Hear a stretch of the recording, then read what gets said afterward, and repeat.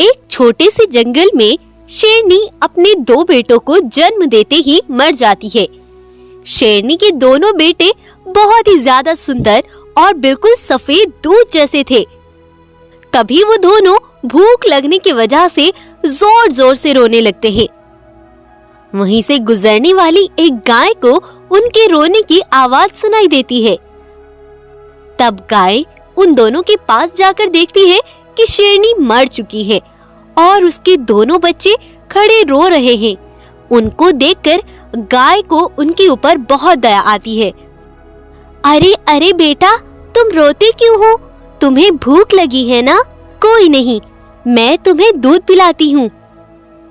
तब गाय उन दोनों को अपना दूध पिलाती है। गाय का दूध पीकर दोनों बच्चे कुछ अच्छा महसूस करते हैं। तभी से गाय उन दोनों को अपने ही साथ रखने लगती है। गाय एक का नाम सिम्बा रखती है और दूसरे का नाम बंटी। गाय दोनों बच्चों का बहुत अच्छे से ख्याल रखती है। कुछ दिन बीत गए थे। दोनों भाई अब बड़े हो चुके थे, लेकिन एक तूफान में उनकी माँ गाय का भी एक पेड़ के नीचे दबकर देहांत हो गया और वो वहीं मर गई। अब दोनों भाई बिल्कुल अकेले से रहने लगे थे। तब उन्होंने सोचा, अरे सुनो सिम्बा भाई, मैंने सुना है हमारे पास वाला जंगल बहुत सुंदर और बहुत बड़ा है। मैं तो सोच रहा हूँ कि आज वहीं घूमने चलते हैं। वैसे भी इस छोटे से जंगल में रहकर मैं ऊब चुका हूँ। हाँ बंटी भाई, तुम कहते तो सही हो, लेकिन मैंने सुना है वहाँ का राजा बाघ बहुत सख्त दिल वाला है। अरे भाई पता है, लेकिन वह कुछ दिनों के लिए किसी दूसरे जंगल गया हुआ है, इसीलिए तो मैं तुम्हें चलने को बोल रहा हूँ। अच्छा फिर तो ठीक है, चलो चलते हैं। तब वो दोनों उस जंगल की ओर निकल पड़ते हैं और कुछ देर में उस जंगल में पहुंच जाते हैं। उसी समय उन्हें एक भालू देखकर बोलता है, अरे बकरी देखो, ये दोनों तो सिम्बा और बंटी लगते हैं, है ना? हाँ भाई, ये तो बिल्कुल ऐसे ही दिखते हैं। अरे सिम्बा भाई, ये हमारे बारे में क्यों बोल रहे हैं और इन्हें हमारे नाम का कैसे पता? हाँ भाई, यही तो मैं सोच रहा हूँ। तब वो दोनों आगे बढ़ते हैं। तब एक भैंस उनको देखकर बोलती है, अरे, ये क्या देख रही हूँ मैं? ये सिम्बा और बंटी जिंदा कैसे हो गए? अरे भाई, ये भैंस क्या बोल रही है? ये सब हो क्या रहा है? पता नहीं भाई, मुझे तो सब अजीब सा लग रहा है और ये जंगल मुझे देखा सा क्यों लग रहा है?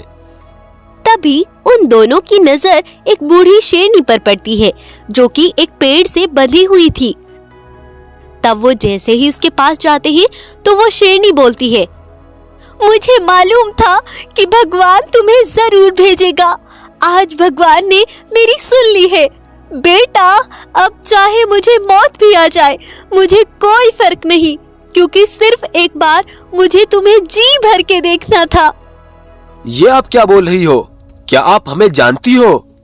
एक मिनट, आप मुझे देखी सी क्यों लग रही हो? क्या आप पहले मुझे कहीं मिली हो? रुको एक मिनट, मैं तुम्हें सब बताती हूँ। भाइयों, सभी इधर आओ, देखो मेरे दोनों बेटे वापस आ गए हैं।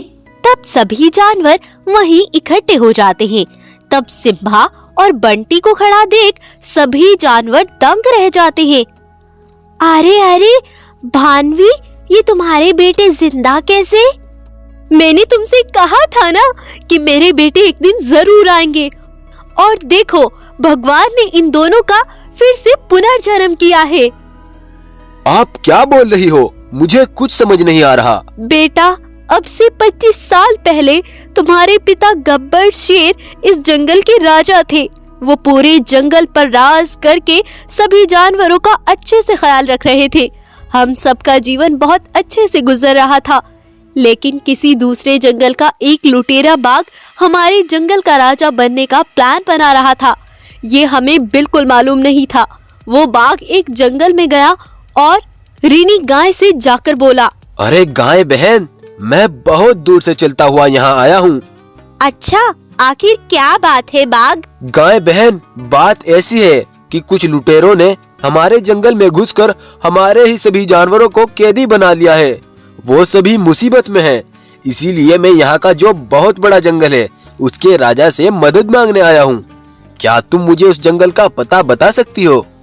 अच्छा ये बात है, तो मैं तुम्हें बता देती हूँ, लेकिन उस जंगल के शेर ने वहाँ के कुछ नियम बना रखे हैं। नियम?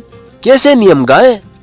उनके नियम है कि जंगल में जितने जानवर रहते हैं वही जंगल से बाहर जाएंगे और वही अंदर आएंगे। बाकी का कोई भी जानवर अंदर नहीं जा सकता। उसकी रखवाली पर शेर ने एक हाथी को खड़ा कर रखा है। तब बाघ गाय से जंगल का पता पूछकर आगे चल देता है और हमारे जंगल को दूर से खड़ा होकर देखने लगता है। अच्छा, तो ये है वो खुशहाल जंगल। कोई बात नहीं, शेर के नियम का पालन करते हुए ही शेर को मारूंगा।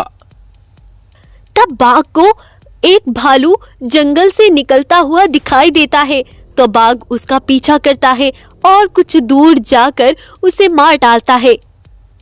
अब मैं इस भालू की खाल को पहनकर जंगल के अंदर जाऊंगा और किसी को पता नहीं चलेगा। तब बाघ भालू की खाल पहन लेता है और जंगल में अंदर चला जाता है। तब कुछ दूर चलकर उसे हमारी गुफा दिखाई पड़ी और वो वहीं रुककर देखने लगा। अच्छा, तो इस शेर के 2 बेटे भी है। आज रात ही इन तीनों को सबक सिखाता हूँ। रात होने पर उस लुटेरे बाघ ने तुम्हारे पिता और तुम्हें मार डाला था और सुबह होने पर सभी जानवरों को बुलाकर कहा, सुनो मेरी बात ध्यान से सुनो। आज से मैं इस जंगल का राजा हूँ। आज से सब मेरा हुक्म मानेंगे। मैंने अपनी शक्तियों से इन तीनों को भी मार डाला और अगर किसी ने होशियारी दिखाने की कोशिश की मैं उसे नोच नोच कर खा जाऊंगा। और आज से इस शेर के सारे नियम खत्म। आज से सिर्फ मेरा हुक्म चलेगा। मैं जंगल से बाहर गई हुई थी। जब मैं जंगल वापस लौटी तो मुझे एक बकरी ने सब कुछ बताया। तब मैं गुस्से से रोती हुई उस बाघ के पास पहुंची और उससे लड़ने लगी, लेकिन उसने मुझे पकड़कर बंदी बना लिया था। इस तरह से बेटा उस लुटेरे बाघ ने पूरा परिवार हमारा बर्बाद कर दिया था, लेकिन मैंने भगवान से तुम दोनों के वापस की बहुत प्रार्थना की। मतलब ये हमारा ही जंगल है और हमारा अब पुनर्जन्म हुआ। माँ, तुम चिंता मत करो। अब हम उस लुटेरे बाघ से अपने पिता का और अपना बदला लेकर रहेंगे। तब दोनों भाई अपनी माँ को आजाद कराकर गुफा में ले जाते हैं और अगले ही दिन बाघ भी अपने जंगल वापस लौट आता है। शेरनी को पेड़ से बंधी ना पाकर वो सीधा गुफा की ओर जाता है, तो देखता है कि शेरनी और उसके दोनों बेटे वहां खड़े हैं। तुम दोनों जिंदा कैसे? मैंने तो तुम्हें मार डाला था ना। तुमसे अपना बदला लेने के लिए भगवान ने हमें पुनर्जन्म दिया है और अब हम तुम्हें कच्चा चबा जाएंगे। तब दोनों भाई उस पर हमला कर देते हैं और उसे वहीं मार डालते हैं।